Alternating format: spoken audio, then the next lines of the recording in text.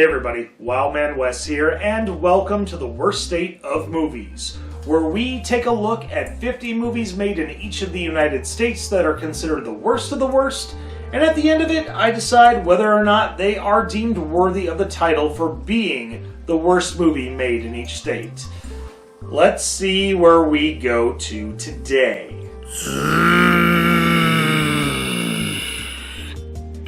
We now venture to the state of Ohio. Ohio. Wes, dude, I get it. You've been introducing your daughter to Brack, but enough's enough. Focus on the series. Comic book movies. We have talked about them in the past, especially with Batman and Robin in the 90s, but we're not talking about the 90s. Today we're rewinding to the 80s with 1986's Howard the Duck. I knew I was going to be reviewing this at some point. Little did I know it would be a part of this series. Oh boy, I sit before you, a sad and depressed person, but here we are. Howard the Duck was a character that was made by Steve Gerber for Marvel Comics, and George Lucas, fresh off of his stuff with the Star Wars franchise, decided he wanted to go from the galaxy far, far away to do science fiction fantasy on Earth. How little did we know what we were in for. The movie is about an alien duck named Howard who is pretty much washed up. He's gone from job to job to job, from med school to being a music promoter to being a copyright advertiser. Wow, I think on this platform, we have to deal with a lot of that, don't we? Anyways, focus on the movie, Wes. As Howard is sitting there commiserating on his self-pity party, he feels what's like an earthquake. And he is transported from his duck planet to planet Earth, where he gets a huge culture shock of dealing with humans. And he doesn't know what to do about it. Eventually, he meets a young woman named Beverly, who's a musician, and with her band trying to get out of the indie circuit onto the big top, they have a little bit of some awkward friendship and romance. And Beverly has a friend named Phil that works in a museum, and he looks at himself as being kind of a scientist, and he wants to learn more about Howard. Howard doesn't really want to deal with that, and while he's trying to run away from him, Phil talks to one of his bosses, Dr. Jennings, to get more scientific experiments done on him. While Howard runs away, he realizes he does have some solace with Beverly, and also due to the fact that she is a musician, he sits and listens to her play. He wants to become her manager for the band, even after being a towel boy at a spa, so to speak. I'm not going to get much into that at all. You just need to watch the movie to see it for yourself. Phil brings up the fact that at the laboratory museum that he works at, there was a device that sent out a signal that pretty much brought him to Earth. And Howard, wanting to go back home, decides, well, I'll trust you a little bit, and we'll see what happens. But in the meantime, there's an accident at the lab museum where Dr. Jennings becomes assimilated by a being known as the Dark Lord. For over half the movie, we have the people from the lab trying to chase Howard and Beverly and Dr. Jennings, Dark Lord, whatever have you, Sybil, Dark Lord, and Phil, to the point where the Dark Lord eventually emanates themselves from Dr. Jennings, and everybody has to defeat the Dark Lord in order for Howard to get home. That's the best way I could describe this movie. There's a lot that I omitted because you have to see this movie for yourself.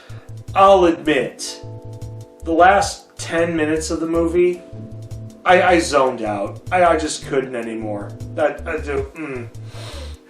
Now it's time to talk about what I like and what I don't like about this film. What I like about this film, the cast alone, I did appreciate. We've got people like Leah Thompson, Jeffrey Jones, Tim Robbins, Ed Gale, and so many more. I could go down the list. However, when it comes to the storytelling of this, I look at a lot of the people that are involved, and not just that, I look at some of the movies they've all been in, and one of the people that was in there that was a bit part was one of the valets from Ferris Bueller's Day Off. Jeffrey Jones was Rooney in that one.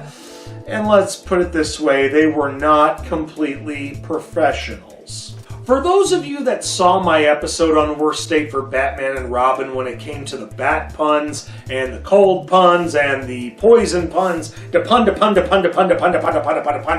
this movie, within the first 10 minutes, is nothing but duck puns. We have so many puns and duck references where we have a joke on W.C. Fields, we have a joke on Mae West, we have a joke of Breeders of the Last Stork, an Indiana Jones ripoff. We have Splash Dance. Oh my gosh, what am I getting into? Oh, Play Duck. Yeah, Play Duck. A parody on a magazine that, I can't really talk about right now because I could get flagged. Because if any kid watches this episode, oh my gosh, man, I'm really getting in some trouble on this one. Oh, let's not forget the duck boobs. Yeah, they're duck boobs in this one. Of course, the funny moment in those duck puns is when Howard is seeing somebody make breakfast and there's fried eggs and he freaks out in some sort of PTSD mode. That alone was kind of funny. But let's talk about what's not funny. The fact of the matter is, in a lot of movies, whether it be comic book, whether it be action, whether it be drama, whether it be horror, you are going to get some form of a cat and mouse chase in the film. This one literally went over half the film.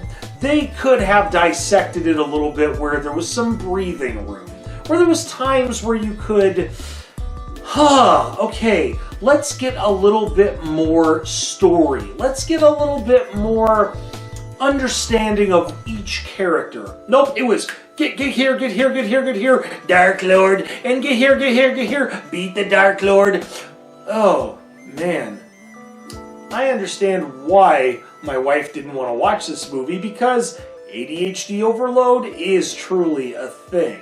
Well, it's time to grade this movie, and I'm pretty sure after all the things I've said, you get an idea what I'm gonna say. 1986 Howard the Duck.